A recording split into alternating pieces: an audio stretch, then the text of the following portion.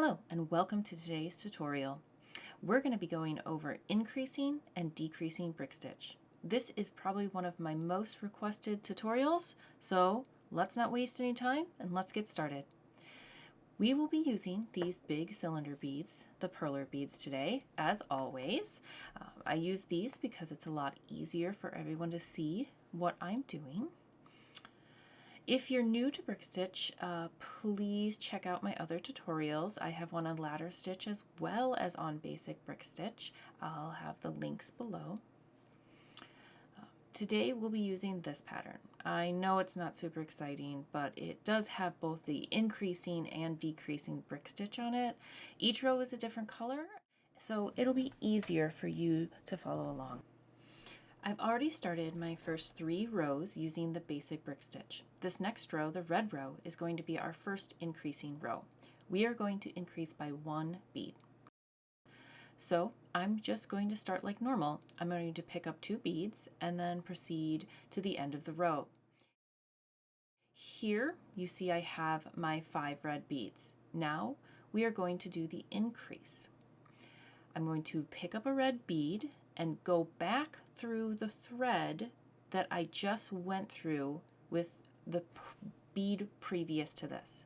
You can see here, we're going to go through here a second time. Go through that thread and then back up through your bead. Give it a little tighten, and that's it. You've done an increased brick stitch. So why don't we try that again? This next row is the green row. I'm going to do a row like normal, just regular brick stitch across. And then when I get to the end of the row, that's when I'm going to do my increase again.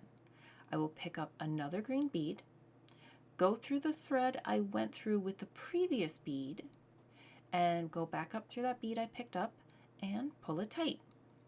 And there you go, another increased row.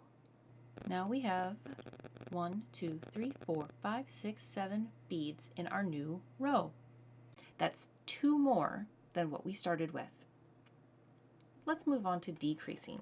Pick up our first 2 beads like normal. Then we're going to go through not the first thread, but the second thread. This is going to scoot your beads over 1. When we do this, the beads are probably going to look like this, kind of with this awkward space at the beginning. But it's an easy enough fix. I'm just going to go back down through the first bead and up through the second bead. I'm going to give it a little tug to pop those 2 beads together. Now we'll just continue as normal. So here we are with our first decreased row. You can see that this row has 6 beads, 1 less than our last row. Let's do this one more time.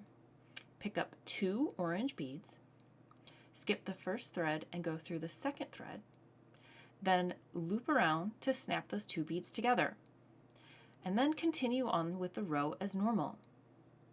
And now we're back to the 5 beads we started with. Let's do one more decrease.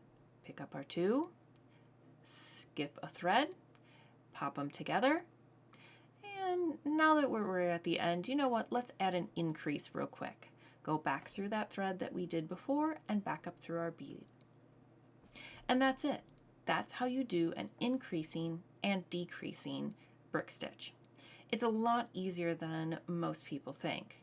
And once you have it figured out, you'll be able to do all those fun new brick stitch patterns you've picked up. Next time, we'll talk about reading that brick stitch pattern you just got, and I'll give you some helpful tips that I do when making a new pattern. See you then, and happy beading!